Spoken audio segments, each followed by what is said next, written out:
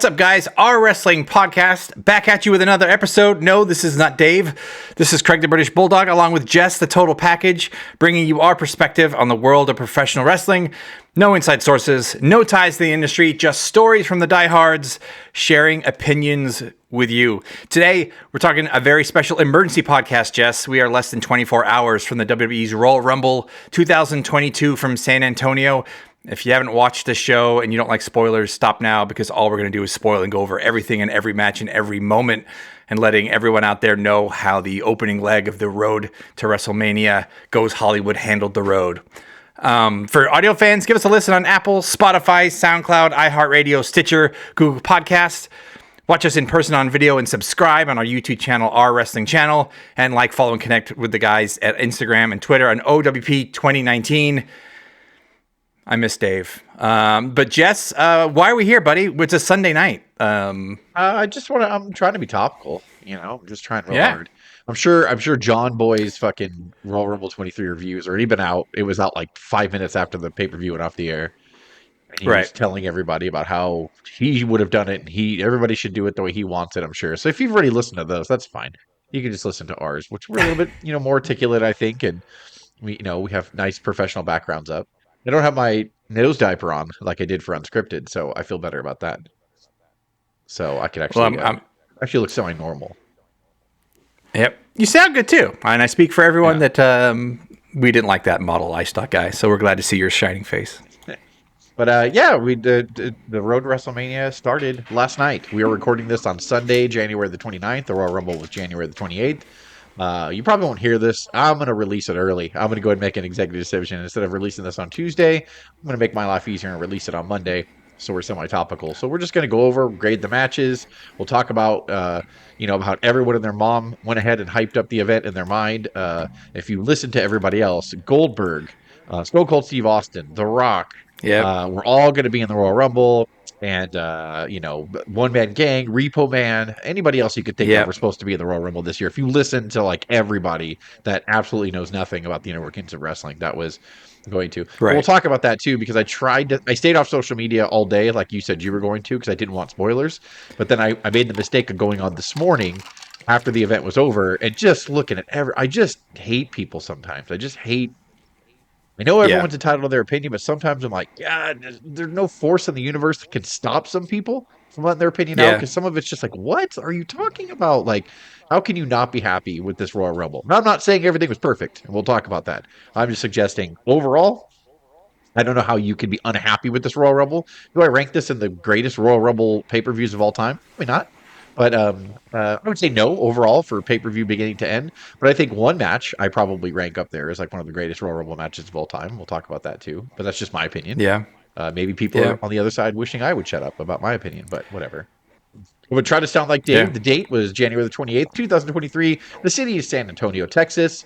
At the Alamo Dome, they had, I'm just going to go off the Wikipedia attendance. Meltzer will just fight this to his dying day. WWE reported attendance is 51,338. Triple H did say at the media scrum, which is dumb when AEW does it, but cool when WWE does it, apparently. Triple H at the press conference or media scrum or whatever you want to call it last night said that it shattered all previous Royal Rumble gate records. So good for WWE. Even to today, they're still breaking records and doing some cool stuff. So that is the stage that we're going to set. I really don't care who does the commentating. I know, and that's why I appreciate Dave more. I'll do the English commentators. Michael Cole, Corey Graves, and the surprise return of Craig's favorite, Pat McAfee, which was kind of a fun moment when he came down. He got a pop, by the way, when McAfee came out. He did. That was really cool to hear his voice again and him ripping on Michael Cole. And at one point in time, he called Michael Cole a booze bag, which I thought was fucking hilarious. I laughed so many times at Pat McAfee during the evening. Mike Rome is the ring announcer for the men's Royal Rumble match, and we had Samantha Irvin, the SmackDown, and then the women's Rumble match. Nobody cares about the referees. I think Michael Cole was genuinely surprised. I think Pat McAfee said they genuinely surprised him. So because he was a little overboard. Buddy, what are you talking about, buddy? I just Skyped you earlier today or something like that, or earlier the night before or something. So that's kind of fun. And I hope he was actually because they seem like they genuinely like each other. So. That's really, really cool.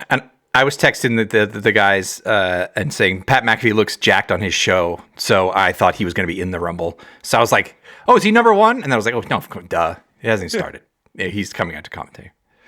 So the first match is going to be the men's Royal Rumble 30-man over the top rope battle royal for the winner, who will get a championship match at WrestleMania 39.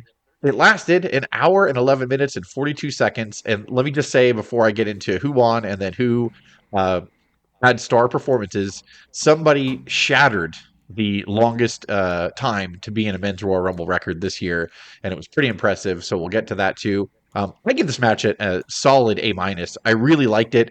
I was texting everybody back and forth while I was watching it, going like, "Man, like this Rumble's going by really fast." And then Dave, I think, was timing it and said like it's 90-second intervals, which I do kind of like. However, the entranceway is so long by the time someone gets down to the ring, and then they wanted to do a little bit of like character work, like to push a storyline over. I think that it was like almost too fast. It's like I think Craig, you texted too, like by the time they get down there and get their shit off and get in the ring, the countdown's already starting for the other person.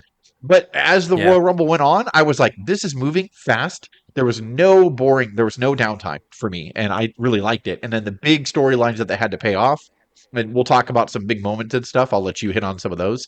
Were awesome. So I give it a solid A minus, man. Did I say A minus before? I think I said A minus before. I'm coming off codeine. You did. So I think it was really good. I really enjoyed this Rumble match, and as far as Rumble matches are concerned, it ranks in my top 10, like no problem. It's cool. I gave it a B plus. At first I was like, why are they going with, and it all makes sense to the end of it. Like they had to end with the main event, obviously, in Royal Rumble after everything we've seen and read. So that wouldn't have made sense to finish with the men's Rumble there after that, after the end of it. And I guess this was the place for it. But yeah, an hour and 11 went super fast.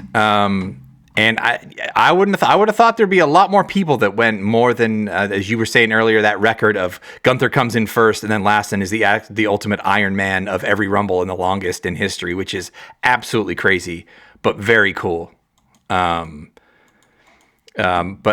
they've perfected kind of telling the story and letting everyone get their stuff in, and there's always like the mid Rumble kind of lull, and I don't even kind of really recall that in here. I don't at all. And there was.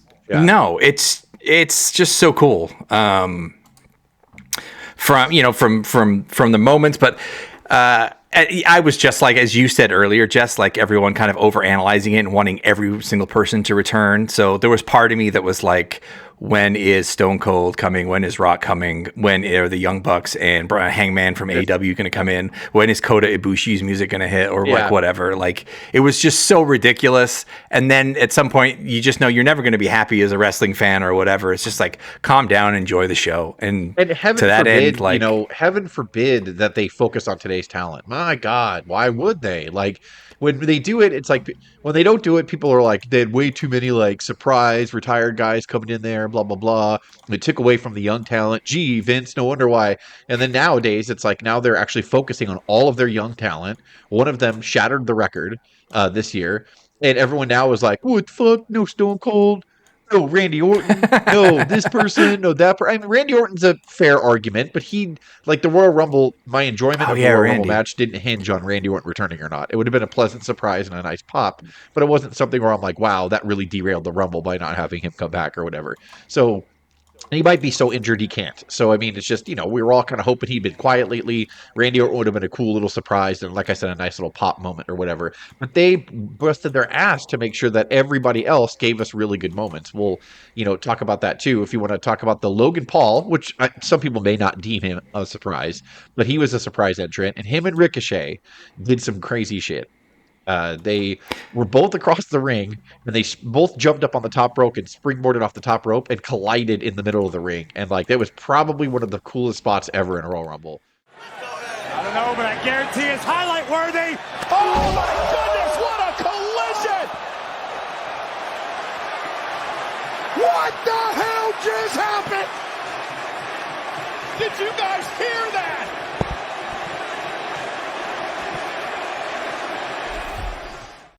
Somebody noted online that Kofi Kingston and CM Punk did it a few years back at an Elimination Chamber, probably more than a few years back. And that is true. They did. But I mean, that was probably like 8 years ago, 9 years ago, something like that. So I mean, like, man, this was a great spectacle. And the entire crowd popped and holy shitted, started the holy shit chants and all that stuff. So that was awesome, man. I was like so shocked at that moment. That was really fun. Uh, Dominic continues to make me laugh really hard with anything he does in there, and then coming in there and just Yeah. being a chicken shit and not wanting to get in was awesome. We did have a surprise entrance by Booker T, which I would rather have him not have done it, because as he walked out of the ring, I was like, man, Booker T looks in great shape for 57. Dave told us he was, and then when he got in the ring, Right. he could barely lift his leg to get in the rope. And I was like, why would Yeah. he, like, all of his offense derives off his hips? If he has bad hips, why in the world, Yeah. like, would you get him in there? And he did the spinneroonie, and a whole place popped from the spinneroonie, which is awesome. I love Booker T. You love Booker T. We all love Booker T.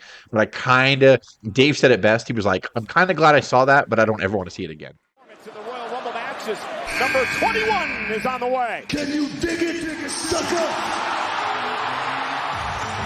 Yes, the two-time Hall of Famer, the voice of NXT. He was on the kickoff show earlier tonight. Booker must have got that invite. Forget the invite. Booker must have got the right routine. Look at Booker T, shredded. I thought it was. Did we say I Cody jokingly won? said. Did we say Cody won? Cody came in at number 30 and wins the I Royal hope so. Rumble, if I didn't say that. Yeah. Which is obviously it's destiny. Apparently, he was selling out merch at the Superstore the whole weekend.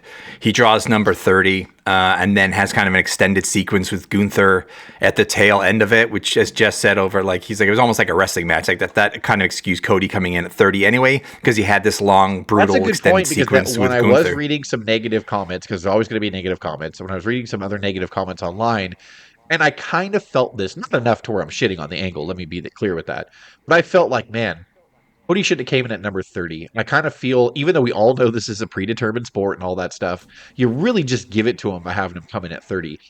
But Yeah. if he was going to come in at 30, don't announce him, because not last week, but the previous week on Raw, they announced him coming back. I would have saved him as a total surprise if you were going to make him number 30. Then everybody would have freaked out, But they didn't. They announced 2 weeks ago that he was coming back. So I would have put him in at like number 20 or something like that, just to give him. If I want to cheer for the underdog who's always fighting from underneath up, especially with this whole legacy story about Dusty and him, like, I really want to see Cody struggle, because that's what that babyface should do. Giving him number 30 and the biggest pyro and all that stuff is just weird. And I felt like a lot of people It's a little too on the nose. Yeah, they said, like, God, did you have to rub it in our face that he was going to win? We all knew it. And it made sense, because, again, most people's negative comments are just not, there's really no reason for them. They just want to be negative. But that criticism, it's a touchy, when you're building the face that's going to dethrone Roman, you need to get this right. And with Sammy being hot, first of all, you can't have those two touch. And they were smart not having Sammy in the Rumble, because you didn't want Cody and Sammy to touch, because you don't want Cody to get booed against Sammy. You just don't want it. Right. And so I think they did right with that. I think Triple H was super smart booking that and everybody that was involved. But I don't know. I think the Gunther thing at the very end, but then it almost gets overshined, because I'll just gun into it. Gunther and Sheamus started out the Rumble at number 1 and number 2, and Gunther broke the record. He was in that Rumble for 1 hour, 11 minutes, and 40 seconds, which shattered the previous record, I think held by Rey Mysterio, of over an hour. Gunther eliminated the American Nightmare. One step closer to the American Dream. Here is the winner of the 2023 Men's Royal Rumble match, the American Nightmare, Cody Rhodes. So, and then Sheamus was in there for 52 minutes and 33 seconds. Number 3 was The Miz. Number 4 was Kofi Kingston, who for the second year in a row botched his "my feet didn't touch the thing" spot. And I don't mean that as a bad thing against Kofi, because the way he got rocketed off that ring, he was supposed to land on the office chair, and he just fucking didn't, because he got catapulted so hard off, there was no way he could have pulled it off. But someone online reminded me last year the same thing happened. He botched the spot, his feet hit, he didn't get a chance to make another Kofi not touching the ground moment. Johnny Gargano was number 5. Xavier Woods came in at number 6. Karrion Kross, who pushes over, came in at number 7. I just want to announce. Chad Gable came in at number 8. Drew McIntyre came in at number 9. Santos Escobar came in at number 10. Angelo Dawkins came in at 11. Brock Lesnar came in at 12 and only had like a Yep. 2-minute and 28-second stay until Bobby Lashley threw him out. Bobby Lashley came in at number 13. Did you see him throw that? Was it the ref that he threw over the goddamn like railing into the crowd? Like Lesnar went crazy when he got eliminated. It was funny. He took the stairs and threw them on the top of the announce table and then grabbed a referee and threw him over the top like front barricade into the front row. And I don't think anyone's ever seen that referee since then. To be honest. He eliminates Gable, Dawkins, Escobar. I think he almost kills Gable and Escobar, if I'm not mistaken. Like, literally, like, Escobar hits his back harder than I've ever seen the velocity on the outside. And then he takes out Baron Corbin when he gets eliminated, too, by, jumping the gun. That goes into number 14. So Lesnar came in at number 12, but before Corbin could even get down the ring, that's how fast Lesnar got eliminated. And he beat the shit out of Corbin, like on his way coming down, which is kind of funny. Number 15 was Seth freaking Rollins. 16 was Otis. And little side note, Seth Rollins was in there for 37 minutes, 18 seconds.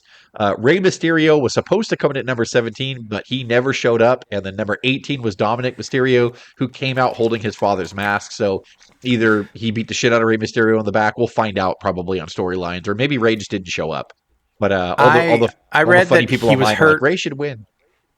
They were saying Rey got hurt on the night before on SmackDown. I think he fought Karrion Kross or something, so he might have been legit injured. What a perfect cover-up, though. So I don't know how bad. It didn't really do anything, you know? I mean, unless we got robbed of a Rey and Dominic facing off for the first time ever, because Rey refuses to hit his own son.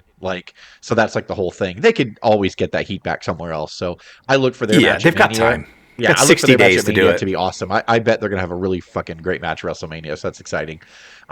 Elias came in at number 19, who unfortunately joins Cross in the "your push is over" category, and that's a shame because I think Elias is great. Yeah, I like him. It is what it is. He went in number long. 20.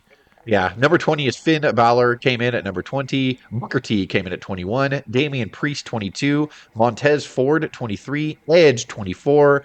He came in and did 25 spears. Craig and Dave thinks he's boring. I do agree with them. I'm just going to have to play the other side of the fence and say he's not boring.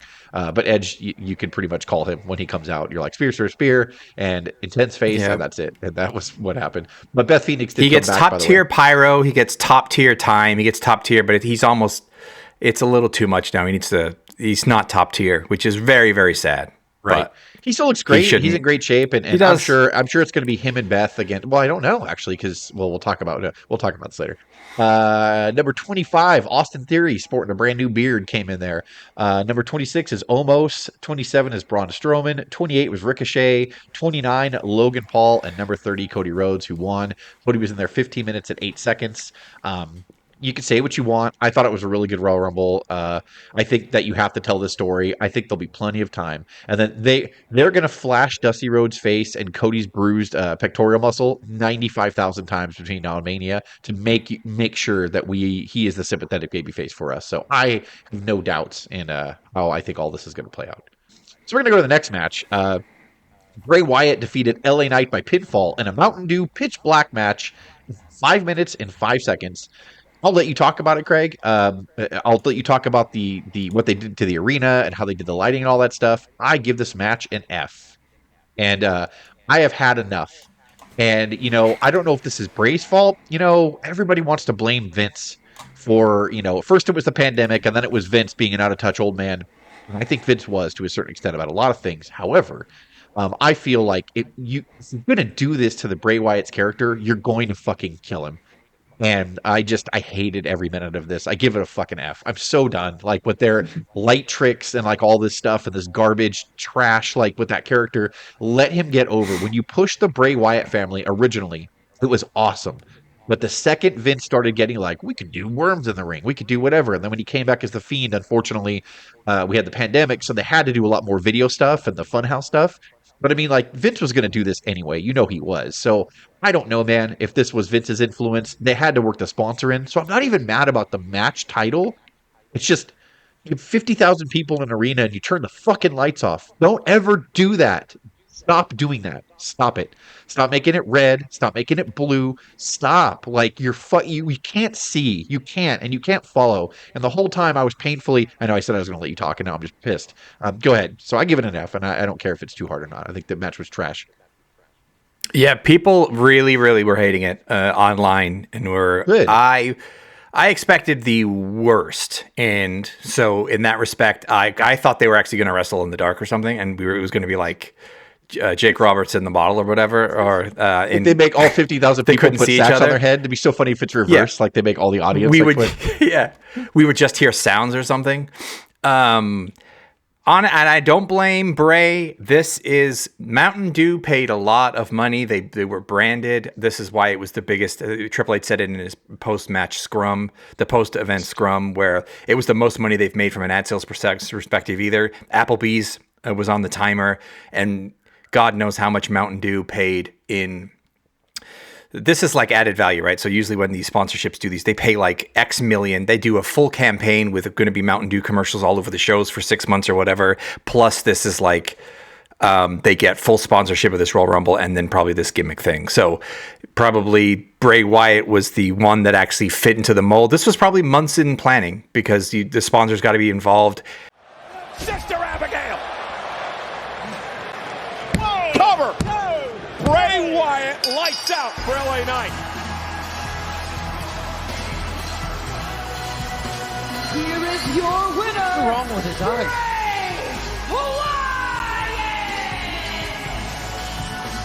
Sorry, Samantha Urban. I had the question asked. What is wrong with his eyes? I don't think LA Knight had a shot tonight. So it seems like it was rushed. Like it just ends kind of out of nowhere. Bray botches. They probably couldn't even see and feel in the ring because it's all just dark. So That's Bray my point. slips on the stairs on the biggest spot of the whole thing where LA Knight's supposed to charge through, and they hit the table and break the table. And then, so it ends very quickly. And then Bray puts like a mask on, which is new, which also glows. And then LA Knight starts to hit him with a kendo stick. And then Uncle Howdy appears in like, I don't know, 20 feet in the air, like Shane they go out to the McMahon middle on of the Jumbotron. arena and like the electric boxes or whatever. Like you see Uncle Howdy standing on. So he slams LA Knight on like just something because it's fucking dark and you can't see. And then Uncle Howdy jumps off the top, misses LA Knight, and you can even see that in the dark. That's how much he overshot him, and then flame shot up out of the thing.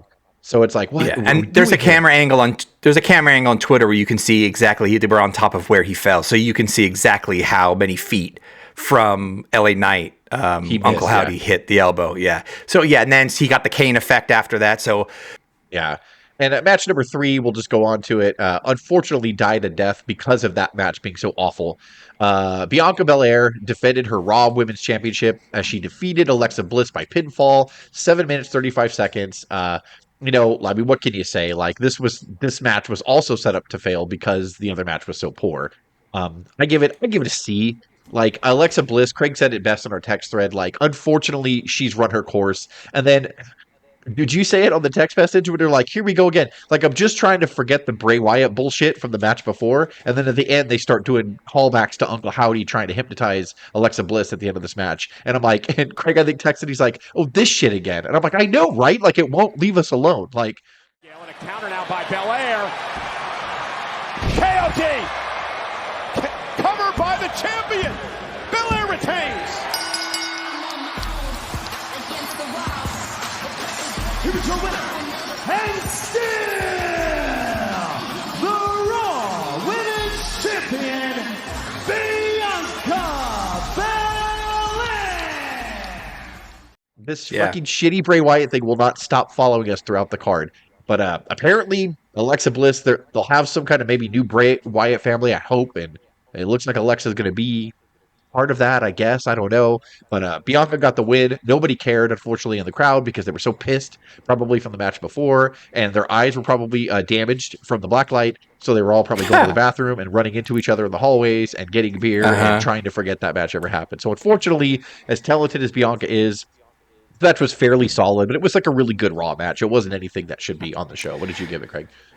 I gave it a D. They didn't connect. I was like, why is their chemistry so bad? Yeah, that's a good Bianca point. kind of works with everyone, and Alexa can be okay. But has she fallen that much where she's not even on the same plane as I do know Bianca that now? Is very she was out strange. for a long time with an injury, and then I think other health issues. I don't want to speculate because I'm not sure, but I think there was another health issue that she had. So she hasn't looked right to me since she's come back. So, and I think they've been struggling with her Yeah. to figure out where she fits in.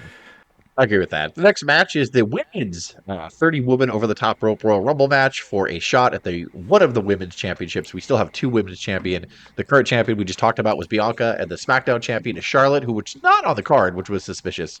And she just made a return too and beat Ronda Rousey. So that's really weird. And Ronda Rousey also not on this card as well. This match lasted 1 hour and 1 minute and 3 seconds. I'll just say it. Rhea Ripley won by last eliminating Liv Morgan. I give this match, God, like a C plus B minus. Oh wow.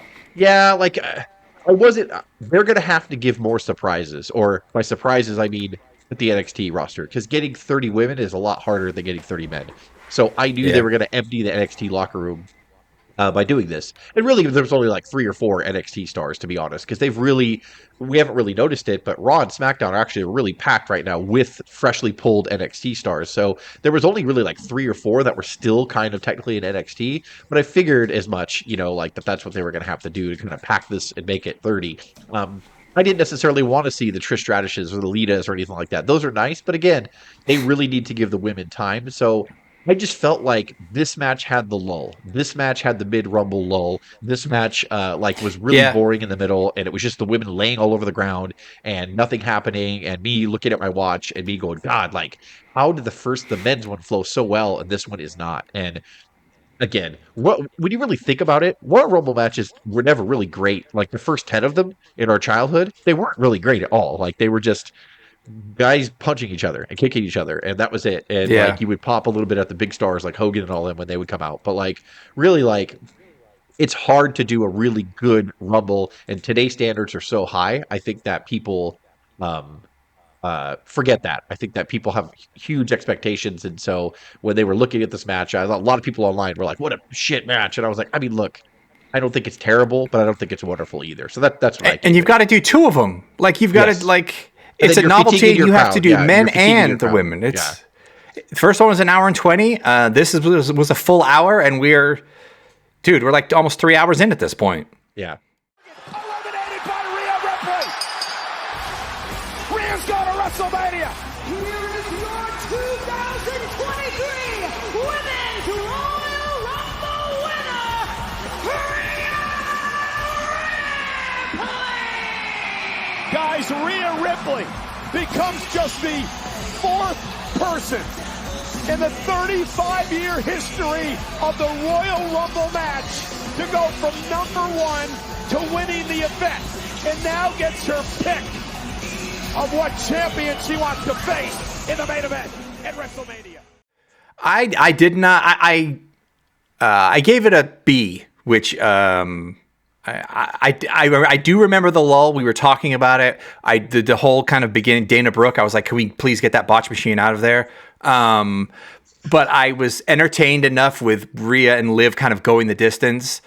I mean, very strange that both so in spoilers, so Rhea Ripley and Liv Morgan set the longest record for the longest time spent in a women's match too, plus an hour. So on this one card in 2023, now you have both records by men and women destroyed on the same kind of night. And kind of the same template, like going the distance, Liv and Rhea as Gunther, and Rhea got her nose busted open. So it was kind of her night, even after taking she takes a pretty big spear on the outside on the concrete carpet by Beth in the middle of the men's Royal Rumble.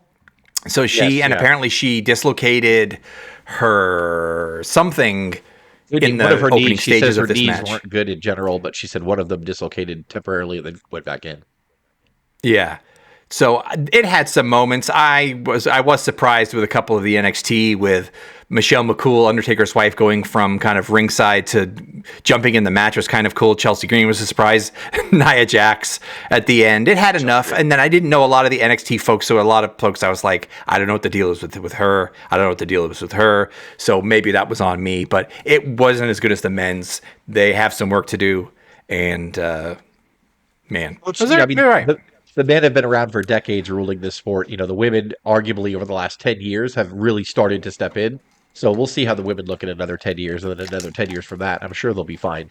But it's all about getting reps with them now. And with house shows being at an all-time low, as far as like number of them per year now, they don't have a lot of time, unfortunately, to get out there and hone their craft. So I'll read out everything real quick here. Number one was Rhea Ripley. She would end up winning the Royal Rumble. She lasted 1 hour, 1 minute, and 8 seconds. Number two was Liv Morgan. She was in there with the end against Ripley. She lasted 1 hour, 1 minute, and 7 seconds. Dana Brooke, number three. Emma, number four. Shayna Baszler, number five. Bailey, number six, who was always great. Number seven was B-Fab. Number eight was Roxanne Perez. Number nine was Dakota Kai. Number 10 was Io Sky. Number 11 was Natalia, who kind of was sort of coming back after getting her nose broken in real life from Shayna Baszler in a match. Number 12 was Candice LeRae. 13, Zoe Stark. 14, Xia Li. She's on the SmackDown. I really like her stuff. Number 15, Zoe Becky Stark Lynch. did well. That was my first time seeing Zoe Stark. I thought she's got some chops and some talent. She was fun to watch in a lot of that. She was Zoe good. Stark lasted 26 minutes and 34 seconds, actually. Becky Lynch, number 15. Tegan Knox, number 16. Asuka and her new kind of pay homage to her old Japanese gimmick came out Kana, with I think her name was. with the new look and everything, which she looked really cool. She lasted 33 minutes and 15 seconds. Piper, is it Niven? She's no longer Dewdrop. She's Piper Niven. She came out at number 18. Tamina Snuka came out at number 19. Chelsea Green came out at number 20 and only lasted 5 seconds and was immediately eliminated, which is really, really funny. Number 21 was Zelina Vega. Number 22 was Raquel Rodriguez, who I think is going to be a star. I think she looks great in there. She's big and she's awesome. They made her shine this whole Royal Rumble. Yeah, she might have been, besides Asuka, the MVP. Or Rhea also is the MVP too. Number 23 was Maya Yim. Number 24 was Lacey Evans. Number 25 is Michelle McCool, which, like Craig said, she was sitting in the front row with her kids, and then her music played. She's like, I got to get in there, which is kind of funny. Number 26 was Indy Hartwell. She's from NXT. Number 27 was Sonya Deville. Number 28 was Shotzi. 29 was Nikki Cross. And number 30 was Nia Jax. We don't really know if she's going to be back or not. It doesn't look like she's going to be permanently back, but she had a T-shirt at the WWE shop, so she might be. Yeah, so she might be back. So that was the women's Royal Rumble. And like I said, I think they have a lot of work to do, and I don't think that's necessarily a bad thing. So, but Rhea wins, which is what everybody wanted, and I think that is deserved, by the way, because besides Dom, she is like the number one driving force for Judgment Day. Without her and Dom, Judgment Day would not have worked. So I'm really happy that Rhea gets her moment to shine. So it's going to be cool to see who she faces at Mania. Charlotte, who she's got a history with, and everyone's been talking about what a great athletic match it would be between her and Bianca. So we'll see. We'll see what happens. Now we're going to go to the main event, and I'm sure we're going to talk about this an awful lot. The main event was Roman It's the Reigns. Hardy concert. I'm just kidding. Oh, God, for the Hardy concert. I couldn't believe, there was a Hardy concert. He's terrible. Sorry. Maybe I'm old. Oh, I saved your life last night, you said. Yeah. So I forgot that I Skyped with my kids, so I put my live stream on pause, and so I fell behind by almost 10 minutes. And then as I'm in the text with Craig and Dave and all that stuff, and then this fucking guy gets on, and I'm like, oh, why do I have to watch this? And Craig's like, oh, you're behind. And I was like, that's right, I'm behind. So I got to fast forward that awful song, and I barely watched it. So the joke's on all of you who had to sit through live and watch it, because I didn't have to. So, but it sounded awful, so I'm really glad. But now we jump into the main event. Roman Reigns defends his undisputed Universal Championship with Paul Heyman and Sami Zayn in his corner. He defeated Kevin Owens by pinfall in 19 minutes, 15 seconds.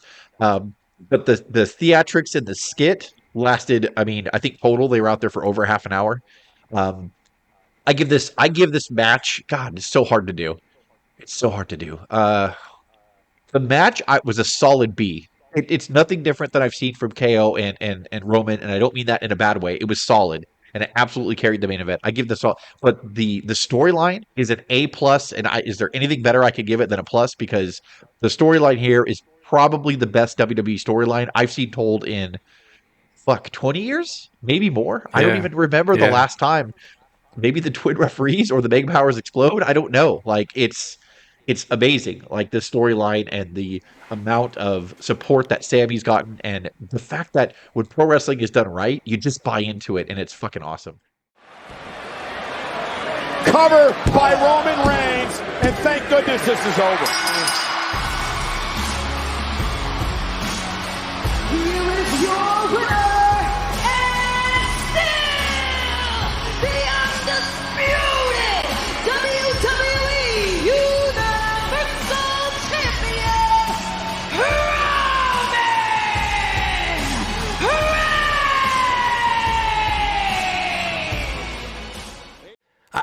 I still don't understand. There's a sequence where Owens takes his back and his neck to the steps, and it happens twice. There's a fan in the front row that says, "Do it again." So actually, they did it again.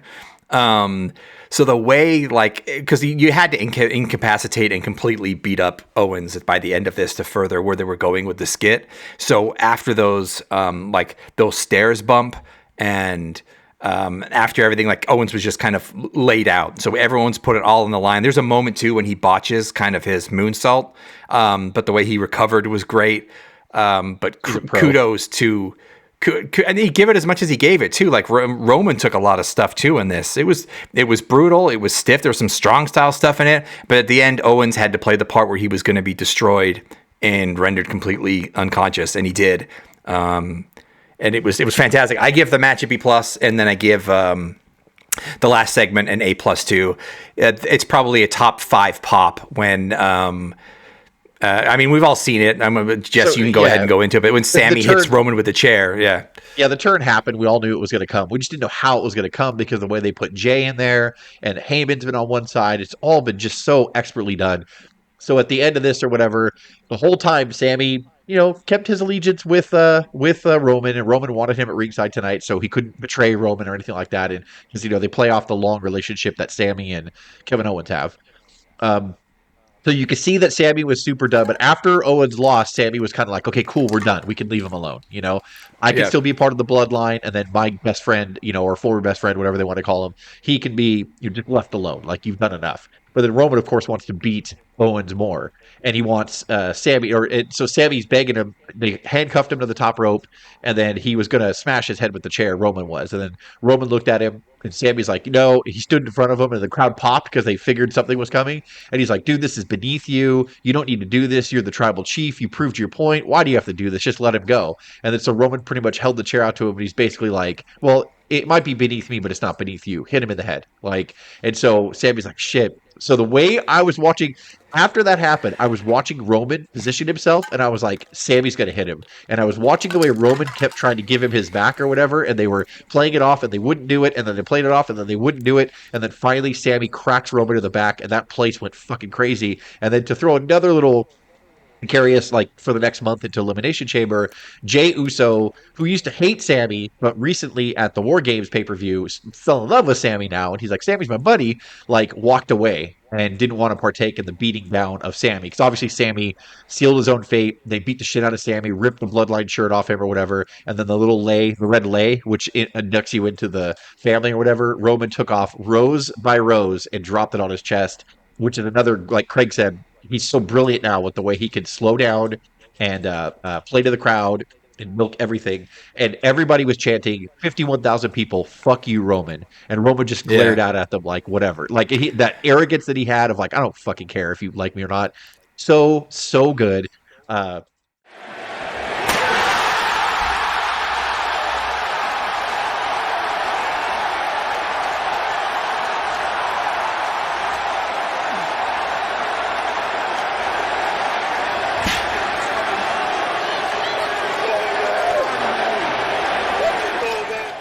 Cody said and they kept it loud too. They didn't try to bury it, which I really, really love. They kept the mics up on that for the crowd, which was awesome.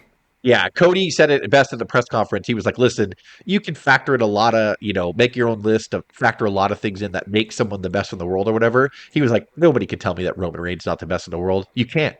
He takes advantage of every second, and he is. When you're talking about performance and not just physical performance, but facial expressions, acting, being in character, being in a hot storyline also helps a lot. When you're in a really good storyline that's clicking with the fan base, which this storyline has been for over a year now. I think, and the fact that they've kept the storyline out and we're not tired of it. We want to know more now, like what Yeah. happened. So it Yeah. was just awesome. Like it was just some of the best wrestling acting, whatever you want to call it. I don't know. Just when it's done right, man. This is twin referees shit. This is Mega Yeah. Powers exploding shit. This I is love like online people dissecting every moment, which is great. It's like if you noticed, like Sammy only explained himself after he hit Roman to Jay.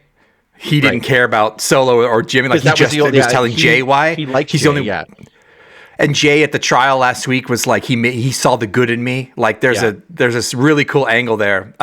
Me personally think not to get too ahead of it, but the internet and we're all saying like, okay, so we've got Cody and Roman, but what are we going to do with Sammy and Roman? Because Sammy is arguably now the biggest babyface, regardless of whether you think he can hold the title or is big enough to, or what have you. But there's a problem going into WrestleMania where it's Cody and Roman, and now Sammy's going to be cheered more than any single person.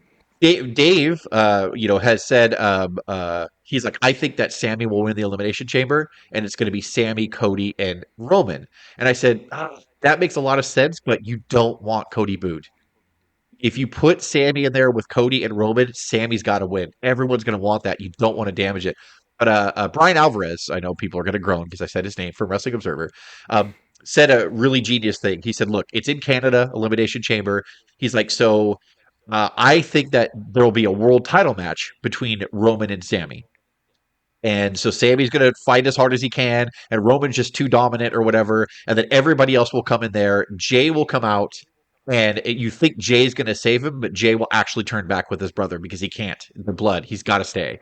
So now, who else is from Canada? You won't see him because last you saw him, he was handcuffed to the top rope, outruns Kevin Owens, clears the ring. Him and Sammy embrace. The place goes nuts, and now it's Sammy and Kevin against the Usos at Mania for the Undisputed Tag Titles, and they'll beat the Usos. The place will go crazy. Now you still have that Sammy and Jay storyline. You could still play during that match too. That whole dynamic. So their plan, this is what Alvarez guessed. He's like, I'm just guessing, but he's like, you want Cody to be on his own mission for his father and his family. You do not want to cross Sammy with Cody because if Cody has to lay a hand on him in any way, like the people are going to boo him. So they're just like, Roman will put his feud to rest. It's not really with Roman anymore. It's Sammy's wanting to be accepted, and then Jay like accepting him. Like Craig said, he only talked to Jay. So I think they're going to do a perfect like shift, and then they're going to make the tag match really important as well at WrestleMania. So I like that a lot better. Even though Dave's booking was creative, fantasy booking was creative, but I just think if you put Cody and Sammy in there, it's death for Cody, and I don't want that because you got to have two different storylines that are strong. I honestly, so I agree. I said, thinking about it last night and today, I think it's going to be tag team titles because it's a lot. It's Kevin and Sammy together, so you're gonna have Kevin and Sammy versus the Usos at Mania, and it's either going to slow the storyline down, or honestly, after reading and seeing some of the things last night, Nia Jax coming back, Tamina, stuff that makes the Rock's family happy. I don't think we're done. I don't think we're done seeing The Rock, and I think the Bloodline story can still go, and Rock can still make Mania in some form. I might not wrestle, so but Triple still H could said, be a part of it. They asked him that at the media scrum last night. They were like, so what do you think about The Rock? He was like, well, and this is all like the wrestling media that's in there. And he was like, well, I don't know. You guys all keep telling me that he's not in shape. And like everybody laughed. He's like, so, I mean, you guys are telling me this. I don't know. I guess The Rock can't make it because he's not in shape. That looks pretty damn swole to me. And then he's all kidding aside, like Rock is super busy. Like he's incredibly busy. And he goes, if I know The Rock, like the way I know The Rock, because we used to push each other and we used to like get into it like in a good way, competitive way back in the day. He's like, he does not want to do anything if he can't be 100%. So if he can't commit himself 100% to a match or a big involvement, he will not be there. But if he can, he was like, I've always told him from day one, you don't even have to ask me. Just call me and tell me, how are you going to fit me in Triple H? He's like, because the door is always open for him. He's like, there's no Rock has to pass our test or we have to find a way to fit him in. If The Rock ever wants to come back, he is in and there's no questions. We'll just fit him in. So you never know. Yeah. You don't know. I honestly, you know what? While you're talking right now, I wouldn't be surprised. Rock's not going to wrestle. I would not be surprised, though, if there's some sort of thing where the conclusion of the bloodline and Rock shows up on night 1 because of the tag match. Roman gets involved or something, and there's something there with the bloodline, and the whole thing culminates on night 1. Either, well, maybe it's a 6-man or something for some reason. Maybe could be 6-man with Roman and 6-man, and Rock does something there to end the thing, and then Cody still wrestles him on the last night or whatever. So maybe I see anything maybe not. happening. Like maybe there's the main event of night 1 is the tag title match, and the main event of night 2 is Cody and Roman. It could very well be that too. Yeah. And Rock could still finish up the bloodline and show up and save, because that's what they did last year. You saw Austin both nights at WrestleMania. They won whatever night you bought tickets to not be disappointed of. But overall, I give this. The first match was great. The second match, or the last match, was great. Everything in the middle was like for me. So I give this. Let's do a B-. I'll do a B- overall for pay-per-view. I'll agree with that. Almost a C+. I'll agree with that, because it's so long. It was becoming a chore to watch it and continue with it with 3.5 hours in. I was like, this is it's too much. Like, find a way to just shorten it. Like, there is too much of a good thing. Like, I never thought I'd be complaining about the length of like pay-per-views and Royal Rumble, but it just fucking dragged. At the very least, you could have shortened like one of the Royal Rumbles, and then on top of that, you could have probably, I hate to say this, but get rid of the Bianca match because it was just a filler, and the Mountain Dew match had to stay there because it was a sponsor. So if you just have the men's Royal Rumble, the Mountain Dew match, the women's Royal Rumble, and then the main event, we could have just gone out and saved like 15 minutes, 20 minutes maybe, and made it a little bit more palatable. Yeah. All right, well, that's it, huh? Our Royal Rumble 23 review. We'll see you guys at WrestleMania. And do the I don't know how Dave signs off. God, Dave, damn it, Dave! When you don't come on the show, I'm going to talk right to you, Dave. You and me, WrestleMania Night 2. I don't know. Don't ever miss it. But dude, just don't go to our social media stuff. Go fuck yourself. Go do whatever else you do. And this is Jess and Craig for O.W.P. signing off. Have a good one.